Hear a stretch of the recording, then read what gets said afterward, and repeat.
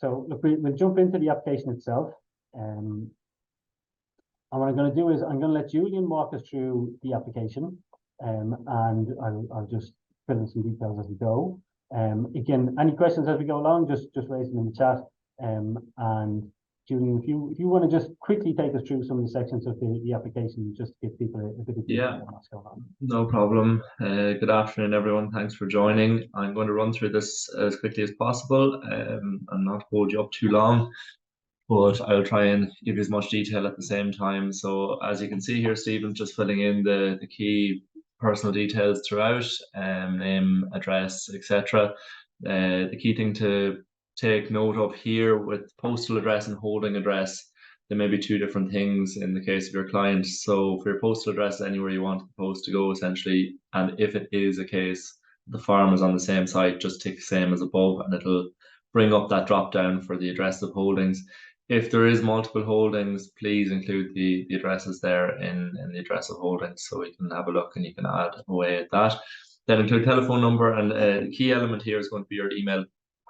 You're going to put in your client's email into this section, as this will generate a copy of this application form and conversion plan for the client, and it'll go directly, and your confirmation email will go directly to the email address that goes in here. Herd and flock number there, and then the herd identifier, which is your 10-digit code before the final 5 digits on a tag. If you're looking for it, that can be included there. Then for the advisor side of things, you're going to put in your details here and your email here to ensure you get a copy as well of this towards the end, and we'll discuss when we get to the end of the form what that looks like. So just make sure you add the correct email in both slots to make sure you get the right form back to you and back to the right client as well if you're completing multiple versions of this. So just for the purpose of this, I put my email in here again just so to show you what it looks like when the email comes through. But as Julie says, this is your email address so that you get your copy of the complete form. Yeah, it'll generate a PDF version to you as well, so it'll be nice and concise. You'll see an example of it when we get to the end of this. So previously you'd be used to submitting an application form to Organic Trust followed by a management or conversion plan. And the management and conversion plan would have been split two ways to allow for the detailing of the previous management of the farm and how you're going to manage it going into an organic system. We've combined that now, and it's a management conversion plan and application form all in one. So it should save you a bit of time, and it's all digital here. So as you can see, a lot of the questions are yes, no answers, just tick through them. If you tick yes, sometimes it'll bring down another drop down here, for example, with the organic certification body for previous certification. So just as you go, it might generate a text box or maybe a further question throughout. So this is the key element in the form really for you as you fill it out. So your management and conversion plan that develops after this will be based on which ones of these you tick. So if you tick cattle, for example, there, it's going to bring up the question here in relation to cattle. And if you tick further enterprises, it's going to do the same. But it's not only on this page, it's going to generate the questions as you go throughout the form. So it's important if you have an arable client, for example, that you're not ticking any of these livestock sections because they're not applicable at all, and just go through it that way. So just particular attention to be paid on this page to make sure you're filling in the right form as you go. Yeah, so this again, another key element of the form, we want you to complete the total digitized area to go into the organics in here, as it's going to generate your fee at the end for your client. It'll tell you which bracket they fall into in terms of what they have to pay. So it's key you get this right and really, really very accurate. And then, yeah, you're finishing out there. I suppose it's a good time to mention, oh yeah, that's actually, so we have the templates that Stephen mentioned earlier, and you use those to support the different types of application you have. But anytime a template or a document is required, this drop down will pop up and it'll allow you to upload in, I think, JPEG, Word, PDF. It doesn't really matter the format, it will accept it. You can see all the different ones there, Excel as well.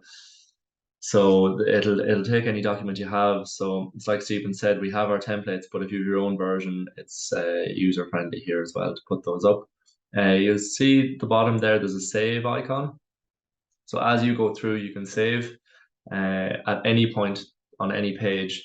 It's going to bring up this prompt. Now, at the moment, we're having a slight issue with Jotform, but we're working on it. So it won't be a dashboard situation where you're going to log in and see loads of your applications. You want to go in here. When you hit save, you're going to hit skip create account, and it'll save, and then it'll ask where you want to send the submission link, where you're going to go back to when you want to continue the process.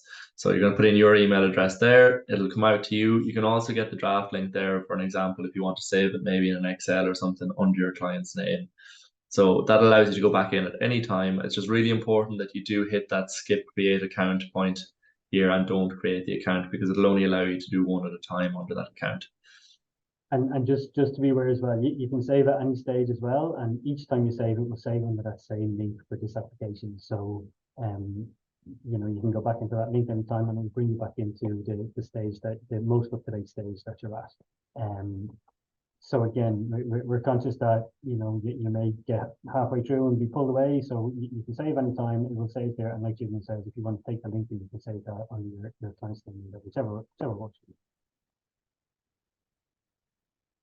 Okay, great. So these questions you're going to be very familiar with from previous applications. It's same again, yes, no. You're just describing the client's farm here and the use of anything on it, previous and going forward. It's a combination of both. The questions run through, they're the very same as last year. We have managed to make it a little bit more concise and amalgamate some things or get rid of some repetitions. So you should find it much easier to use.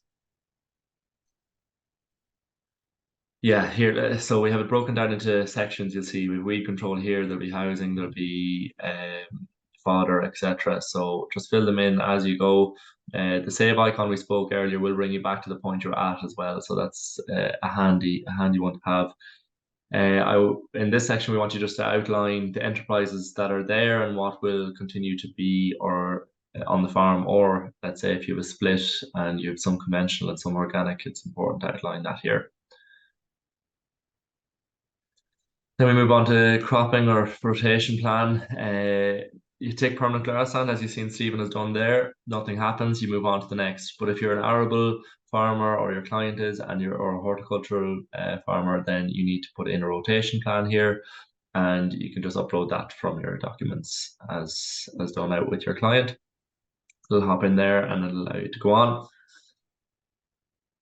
Then another section is grazing policy. So just make sure this is accurate. We want all these sections to be as accurate as possible so that when the inspector goes out to your client, they know as much as is possible before getting there and they can be well prepared as to what needs to be discussed at inspection. Livestock management. So again here, and it's important to note that, like I said at the start, we take cattle here in this instance. So these are being generated, but had you take the arable, this livestock management wouldn't pop up. Annual bedding, again, you're going to put in here maybe in relation to whether you're going to use straw or wood chip as you go forward. We want as much detail as you can possibly put into these answers. Fencing, it is one that's cropped up a little bit. Just make sure that if there's any part of the farm not stock proof, that they're listed in here. Or if there's maybe an upgrade on fencing required, because we need to know that maybe stock don't have access to that, or we need to investigate further a little bit. Spray drift, again, a key element. We need you to put in anywhere that there is conventional tillage neighbouring any of the plots so that we can assess it for spray drift risk. If there's a hedge or a good tree row, that can often mitigate it. Other than that, we might need a buffer zone or something like that to be put in. So very important that you outline any boundaries with conventional tillage here. Water, again, more applicable to horticulture and arable, where you might be using irrigation. With livestock, it's quite straightforward. You just fill it in as is. This is the precautionary measures. So the legal requirement, it was in the previous forms, has to be completed. It's generally a lot of the cross-compliance questions you're going to find in here. So run in through here with as much detail as you can. Some of them may be not applicable, so just an NA will suffice here.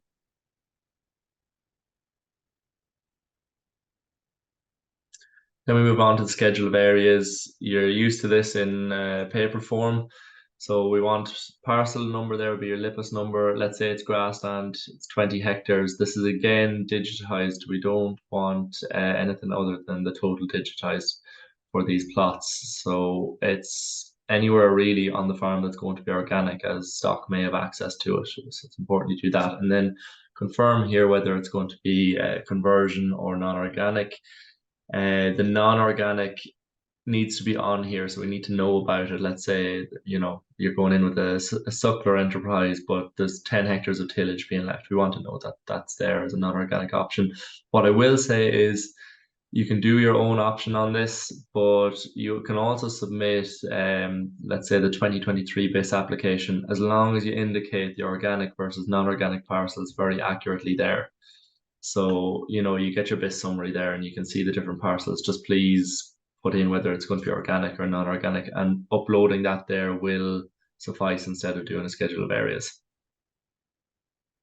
Field history then, same story, digitized area, LIPIS number, and then the cropping for the current year, last year and the previous year, as well as any chemical inputs, be it pesticides, herbicides or fertilizer that were used in that parcel. Again, you can use your own version of this and upload.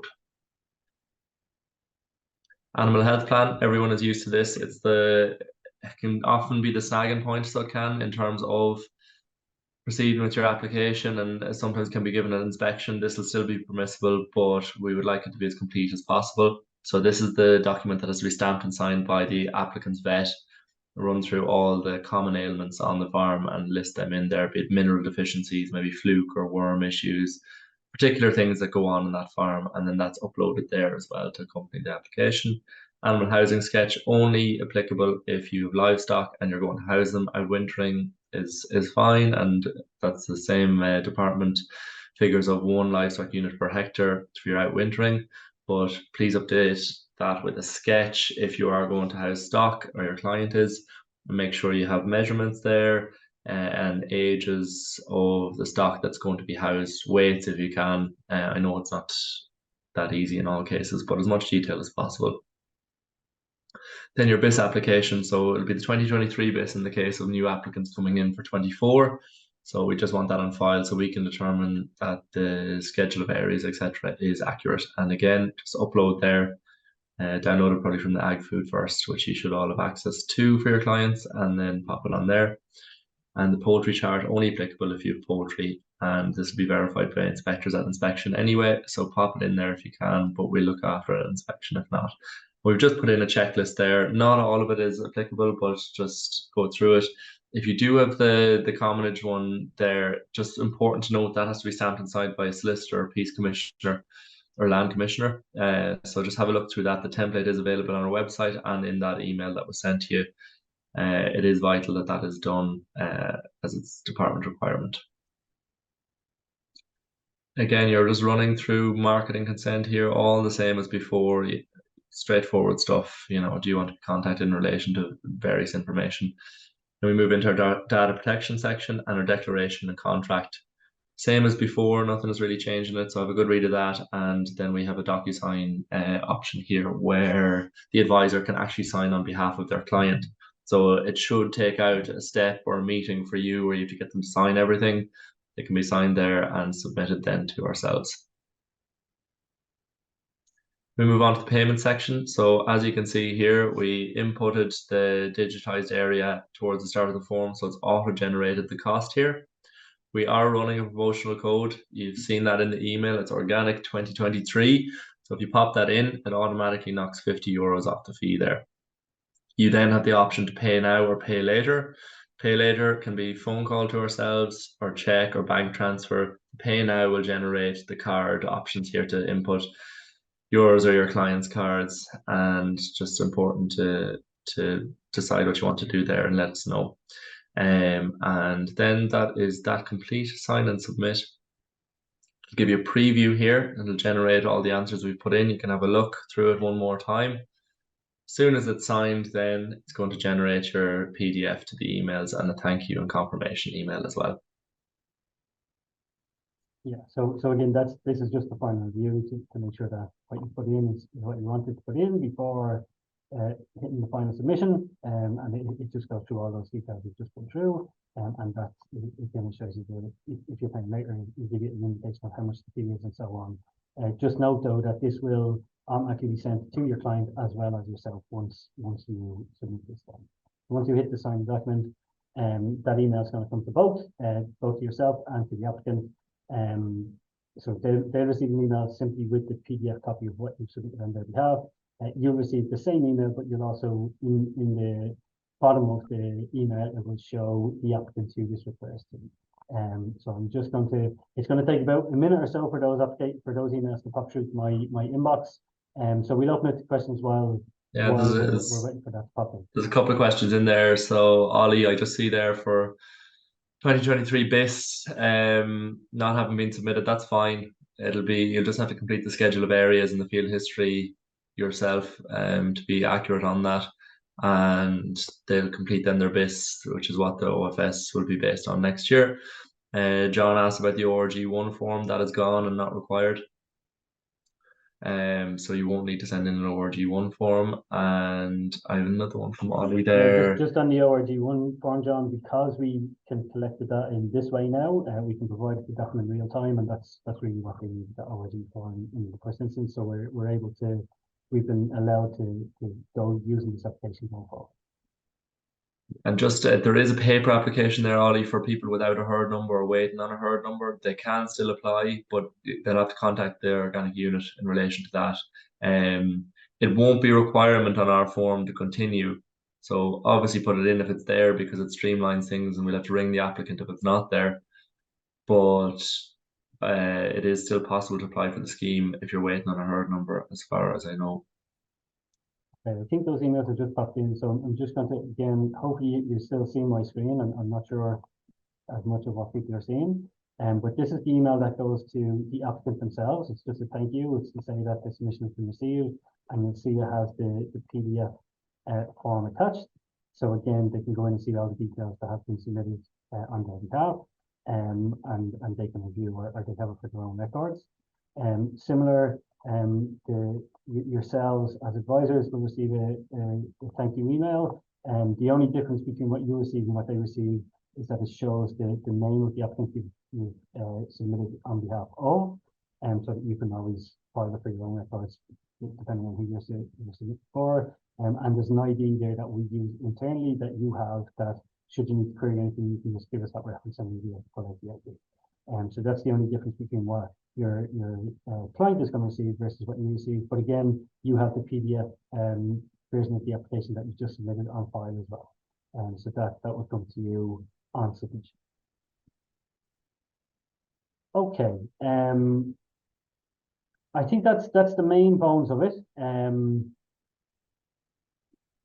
just trying to see if there's. Yeah, I just have one question there on solar panels. That's probably a DAFM question in terms of double payment, I would think. But yeah, we have Leonard then. Can you quite realize if you lease a farm? Yeah, that's fine there in terms of leasing the farm towards the end of this year. It's going to be, the payment is going to be based on your 2024 base. It won't change in that.